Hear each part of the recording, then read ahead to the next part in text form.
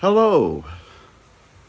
Today's book is one of the many history books being written by gay scholars, tracing the history of gay people throughout,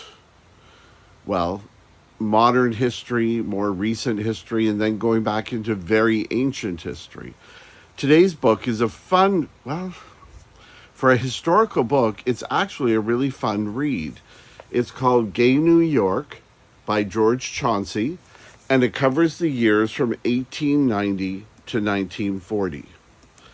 This is a fascinating book because George Chauncey, a gay man and historical professor, did thorough research going through everything from diaries and newspapers and other people's writings and police records to trace the history of gay people before World War II for the U.S. Some of the little things he picked up on that were amazing. There were drag balls. There were nightclubs in Times Square where the performers were very openly gay. And nobody seemed to mind. Yes, the police had a presence. And yes, the police had times where they would sweep in.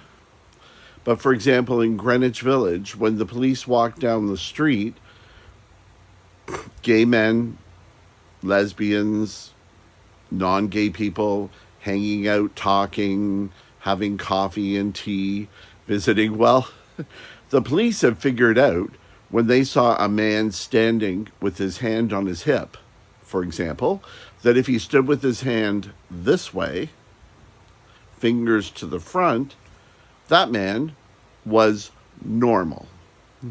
However, if another man had his thumb to the front on his hip, that man was a pervert, and they arrested him. That was all it took. And it's funny, since I learned that from this book, I look at anyone who stands with their hands on their hips. And it's amazing how many non-gay men stand with their thumb on the front. And with some of them, when they're friends, I'll say, in older New York, if you had stood that way in Greenwich Village, the police would have arrested you and charged you with being a pervert, a sexual deviant.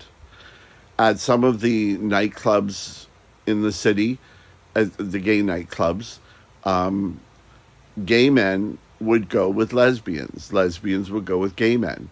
And they would dance together, women with women, men with men. And then if the police came in, someone at the door would flicker a light and the couples would switch. So 2 men, 2 women would all of a sudden become a man with a woman and a woman with a man before the police could come in and arrest them, because it was public indecency. Go figure. Another interesting fact, when the police discovered, say, a single man in an apartment dead, they wouldn't possibly murdered. They wouldn't do anything about it until the coroner arrived and examined his anus. And if it was loose, they wouldn't bother reporting it because they would just assume this was a gay man, somebody killed him, whatever, better off dead.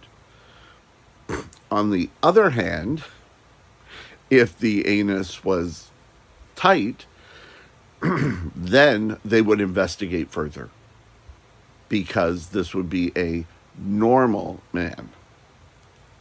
And it's amazing that these things happen so often that in the police records that Professor Chauncey went through, you could just see this became the normal way of doing things. In World War I, when the U.S.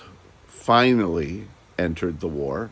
I mean, let's face it, the war had been going for more than 3 years when the U.S. joined it.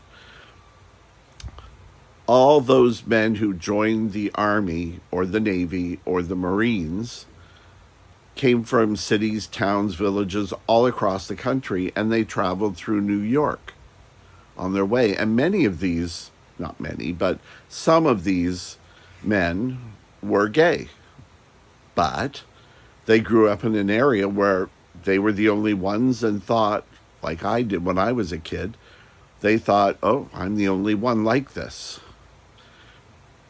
When they traveled through New York, they discovered, wow, I'm not the only one.